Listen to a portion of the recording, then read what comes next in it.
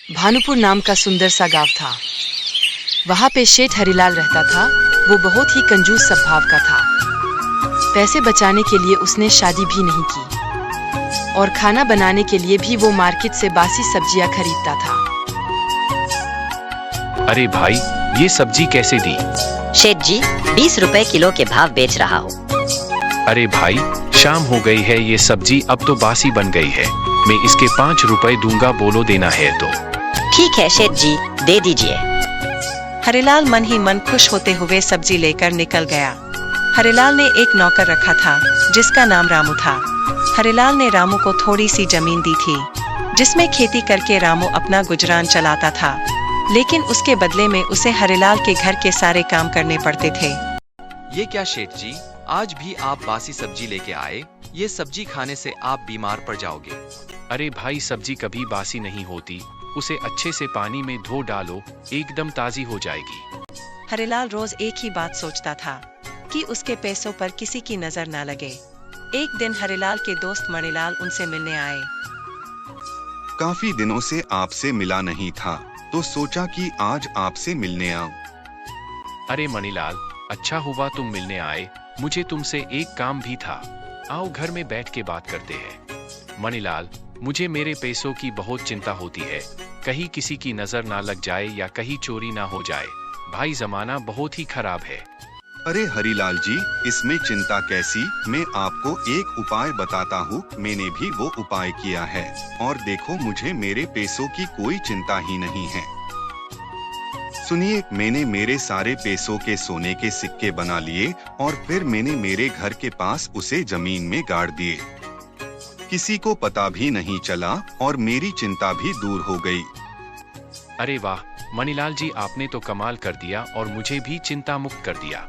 मणिलाल के जाते ही हरिलाल ने सोचा कि मैं भी जल्दी से अपने पैसों के सोने के सिक्के बनवा लूं। अगले ही दिन हरिलाल अपने पैसे लेके सोनी के पास गया।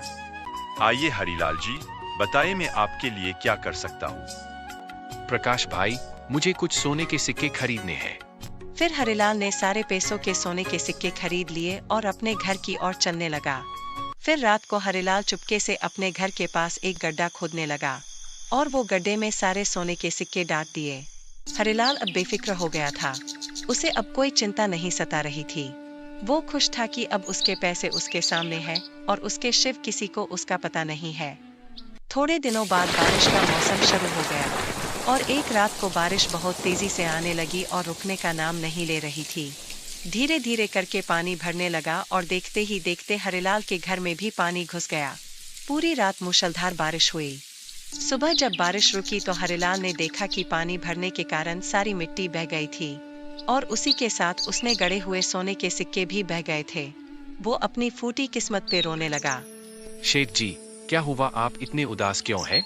क्या बताऊं, मैंने मेरे सारे पैसों के सोने के सिक्के लिए थे और यहाँ जमीन में गाड़े थे, लेकिन कल की तूफानी बारिश का पानी सब बहा ले गया। मैं कंगाल हो गया। देखा शेठ जी, मैं आपसे हर वक्त कहता था कि आप इतनी कंजूसी मत कीजिए, अपने लिए भी कुछ खर्च कीजिए। आपने पैसे बचाने के लिए ना कभी अच्छा खाना खाया, ना कभी अच्छे कपड़े लिए, और तो और आपने शादी भी नहीं की। तो शेठ जी, ऐसे पैसों का क्या फायदा जो अपने काम ना आ सके। हाँ, तुम्हारी बात सही है, मुझे मेरी गलती का एहसास हो गया है। फिर हरिलाल ने मन बनाया कि वो वापस मेहनत करके खेती करके पैसे कमाएगा और वो पैसों से वो अच्छे से जीवन गुजारेगा और जरूरियातमंदों के लिए खर्च भी करेगा। मधुपुर नाम के गांव में महेश नाम का किसान रहता था।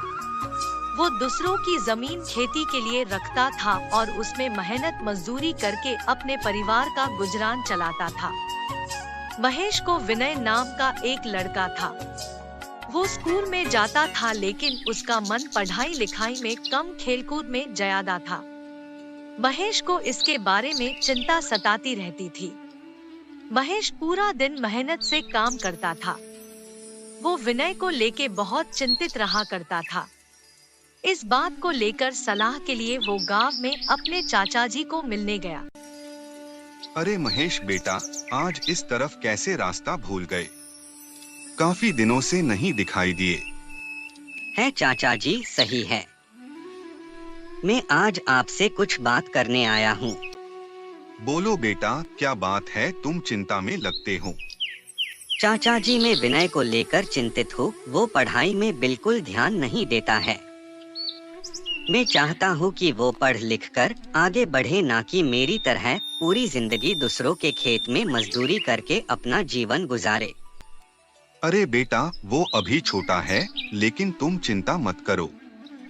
एक काम करो, तुम उसे 2 दिन अपने साथ खेत में लेके जाओ और साथ में उसे भी काम कराओ, ताकि उसे पता चले कि कैसे मजदूरी का काम होता है।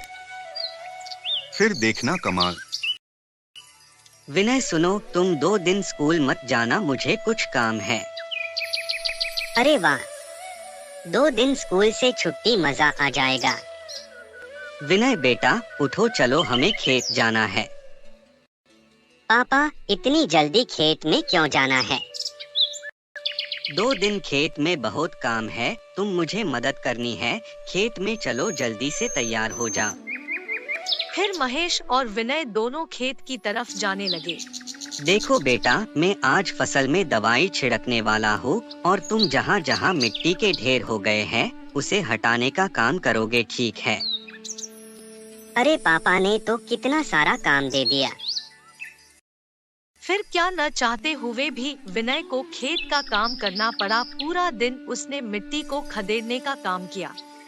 सुनिए, आज आप विनय को खेत में लेके गए थे। देखिए वो कितना थक गया कि बिना खाना खाए ही सो गया।